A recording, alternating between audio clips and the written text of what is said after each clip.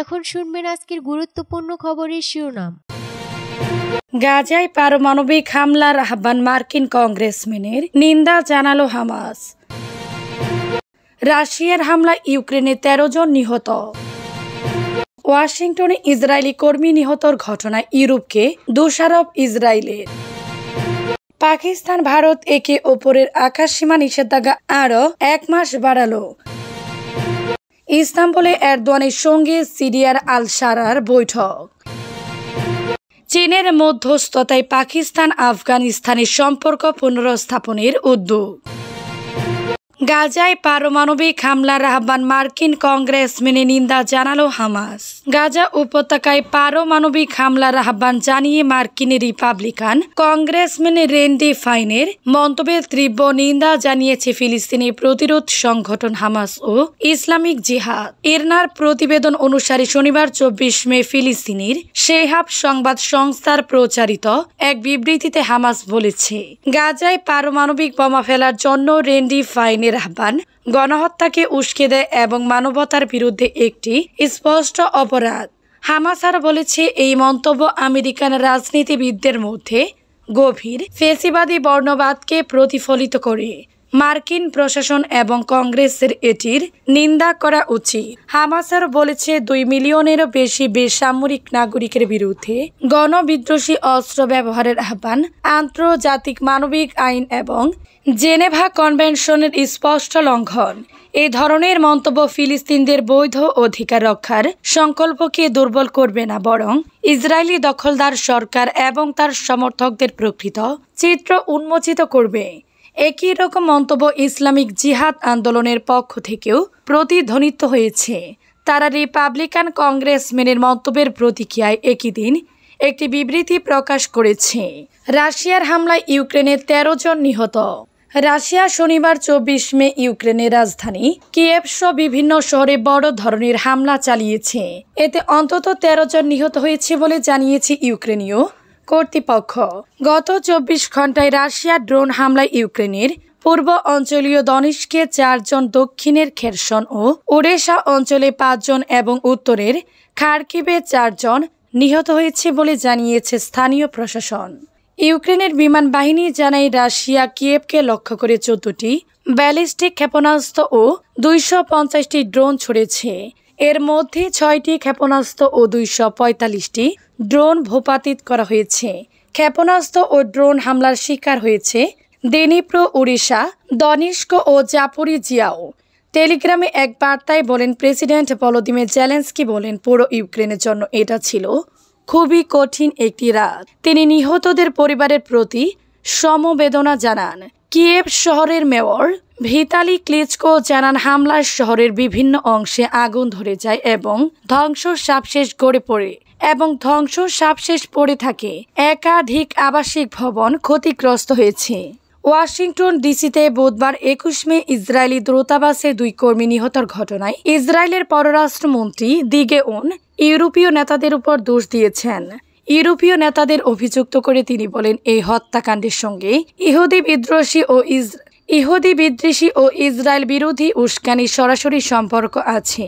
তার মতে ইউরোপের সমালোচনাগুলোই এমন এক পরিবেশ তৈরি করেছে যেখানে ইসরায়েল বিরোধী ঘৃণা ছড়াচ্ছে। পররাষ্ট্রমন্ত্রী এমন মন্তব্যের কথা একমত হয়ে ইসরায়েলের প্রধানমন্ত্রী বেঞ্জামিন নেতানিয়াহু, ফ্রান্স, কানাডা ও যুক্তরাজ্যের সমালোচনা করেন। তিনি বলেন, এই দেশগুলো গাজা ইসরায়েলের অভিযান বন্ধ করার ও সেখানে মানবিক সাহায্য পাঠানোর আহ্বান জানিয়ে হামাসকে আরও উৎসাহ দিচ্ছে। নৃশংসতা নিন্দা করে এবং পশ্চিম তীরের অবৈধ ইসরায়েলি বসতিগুলোর বিরুদ্ধে নিষেধাজ্ঞার হুমকি দিয়েছিল।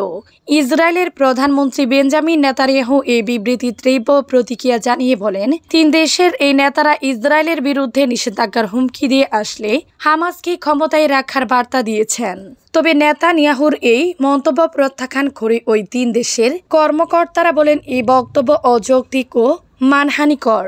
পাকিস্তান ভারত একে অপরের আকাশসীমা নিষেধাজ্ঞা আরও 1 মাস বাড়ালো। পাকিস্তান ও ভারত নিজেদের মধ্যে পাল্টাপাল্টি পদক্ষেপ হিসেবে শুক্রবার একে অপরের উপর আরোপিত আকাশসীমা নিষেধাজ্ঞা আরও 1 মাসের জন্য বাড়িয়েছে। পাকিস্তানের আকাশসীমা ব্যবহার করতে পারবে না আগামী 24 জুন 2025 সকাল 4:59 পর্যন্ত। বিজ্ঞপ্তিতে বলা হয়েছে, ভারতের রেজিস্টারকৃত পরিচালিত মালিকানাধীন বা ভারতীয় বিমান সংস্থার লিজে থাকা কোনো বিমান, এমনকি সামরিক বিমানও পাকিস্তানের আকাশসীমা ব্যবহার করতে পারবে না। এই নিষেধাজ্ঞা মাটি থেকে শুরু করে যত উচ্চতা পর্যন্ত আকাশসীমা বিস্তৃত তার পুরো জুড়ে প্রযোজ্য হবে। এই নিষেধাজ্ঞায় বলা হয়েছে, ভারতীয় কোনো বিমান পাকিস্তানি আকাশসীমায় প্রবেশ করতে বা ট্রানজিট নিতে পারবে না।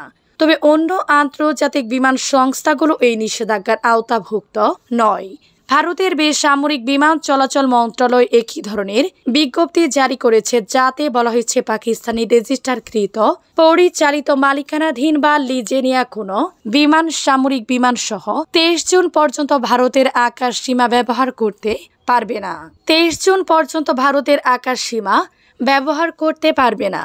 উল্লেখ্য, গত মাসে ভারত অধিকৃত কাশ্মীরে গুলির ঘটনার পর থেকে দুই দেশ একে অপরের উপর আকাশসীমা নিষেধাজ্ঞা আরোপ করে 24 এপ্রিল পাকিস্তান ভারতীয় বিমান সংস্থার উপর এই নিষেধাজ্ঞাগুলো ঘোষণা করেছিল। ইস্তাম্বুলে এরদোয়ানের সঙ্গে সিরিয়ার আল শারার বৈঠক। তুরস্কের প্রেসিডেন্ট রিসেপ তাইয়েপ এরদোয়ান শনিবার 24 মার্চ ইস্তাম্বুলে সিরিয়ার অন্তর্বর্তী প্রেসিডেন্ট আহমেদ আল শারার সঙ্গে বৈঠক করেছেন। সংবাদ চ্যানেল CNN, তুর্ক এবং রাষ্ট্রীয় গণমাধ্যম এ খবর জানিয়েছে। মার্কিন প্রেসিডেন্ট ডোনাল্ড ট্রাম্পের প্রশাসন সিরিয়ার উপর থেকে কার্যকরভাবে নিষেধাজ্ঞা তুলে নিয়ে নির্দেশ জারি করার একদিন পরে আল শারার এই সফর অনুষ্ঠিত হলো। তুর্কি টেলিভিশনে সম্প্রচারিত ভিডিও ফুটেজে দেখা গেছে, তুরস্কের বৃহত্তম শহর বসবরাজ প্রণালীর তীরে অবস্থিত ডলমাবাহচে প্রাসাদে গাড়ি থেকে বের হওয়ার সময় এরদোয়ান শারার সঙ্গে করমর্দন করেছেন। আনাদোলু সংবাদ সংস্থা জানিয়েছে, দুই দেশের পররাষ্ট্রমন্ত্রীরা আলোচনায় অংশ নিয়েছেন। পাশাপাশি তুরস্কের প্রতিরক্ষা মন্ত্রী এবং তুর্কি MIT গোয়েন্দা সংস্থার প্রধানও বৈঠকে উপস্থিত ছিলেন।